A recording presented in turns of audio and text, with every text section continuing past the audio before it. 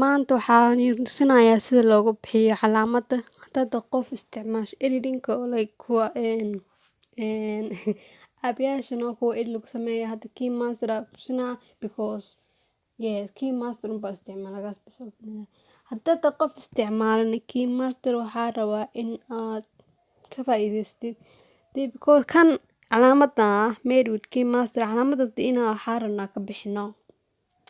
easy waaye wax weyn ma laha so waxaan rajaynaynaa kashiin hadda wajida videogan aan soo qaatay aan sameeyay waxa uu leeyahay kadib waxaad tagaysaa audioga meeshaan musiga tagay ana hore u soo xawishto waxaa saari lahay meeshaan markaad degtay wax badan lagu sinaa adi waaye kadib kaarta soo xawilnaa ani kana soo final second adi laakiin waxaa kaarta soo xawili kartaa dhima kana ku dhufanaa xalee aad markaa dhahno videoga ma rabo like inaad hadeer lama maqlaayo hadeer intaa keeni kartaa hadeer rabti like inaa rabo inaa halkaan meeshuu dhawey oo ku dhufanay naftirkiisa kadibna meeshaan aad tagay kadibna waxaa rabnaa ilaa hees waa inaa hoos nuuxa ka dhignaa 15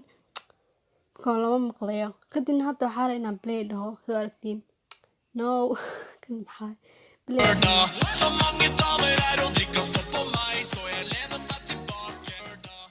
siir wax wala ma maqlayo kadib waxaa tagay inta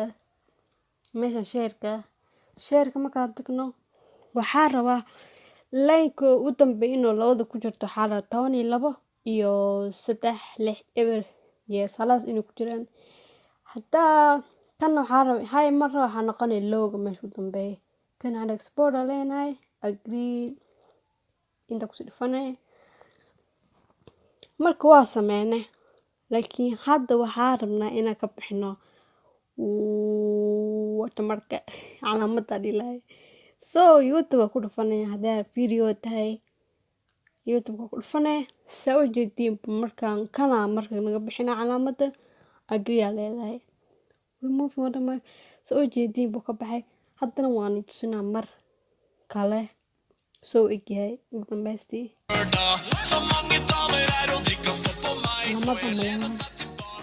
haddaad leedahay like cod la'aan haddaadan dee music soo saarna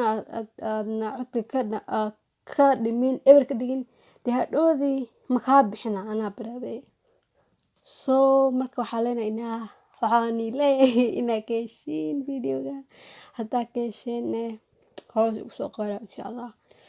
marka waxaan leeyahay YouTube channel waxaa Yasmin Warsame and follow me marka bye